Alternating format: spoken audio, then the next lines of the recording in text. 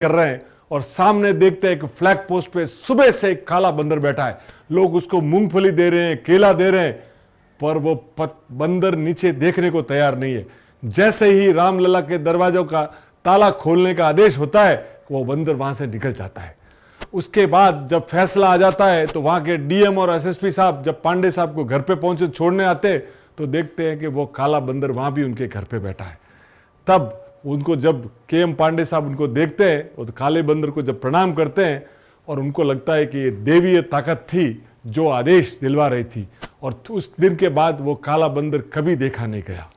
दूसरा, के पारासरन साहब, दुनिया के सबसे नामी वकीलों में से एक, जिन्होंने रामलला का सुप्रीम कोर्ट में केस लड़ा at the age of 92, Padma Vibhushan 2 बार के अटॉर्नी जनरल रह चुके।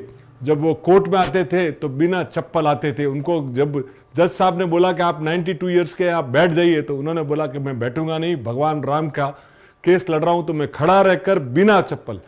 और शनिवार की शाम जब ये फैसला आता है 2019 9 नवंबर को, तो वो कहते हैं कि ऐतिहासिक फैसला आया कि रामलला के दरवाजे मंदिर का निर्माण होया जाए।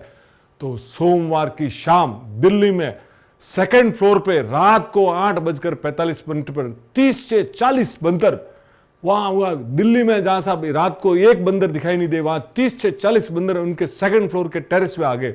वो नाच रहे थे, खुशियां मना रहे थे। वो देख के उनके के पारासर ने बोल दिया कि ये साहब कोई देवीय शक्ति थी जो ये सब काम करवा रही थी। अभी जब ये मंदिर बन रहा था तो रामलला की मूर्ति अरुण योगीराज जो मैसूर के हैं, एमबी है और 5 पीढ़ी से शिल्पकार है, जब मूर्ति बना रहे थे 7 महीनों से, तो रोज एक बंदर आता था शाम को 4 से 5 के बीच में। तो उन्होंने थोड़े दिन तो नोटिस नहीं लिया, बाद में देखा कि वो डेली आ रहा है, तो उन्होंने ट्रस्ट कह दिया, तो उन्होंने बोला कि आने दीजिए।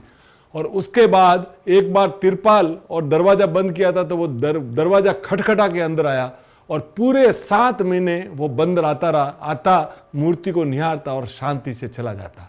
उसके बाद जब फैसला, जब प्रतिष्ठा हुई 22 जनवरी को, तो आप सुनिए न कितनी सिक्योरिटी होगी सर। और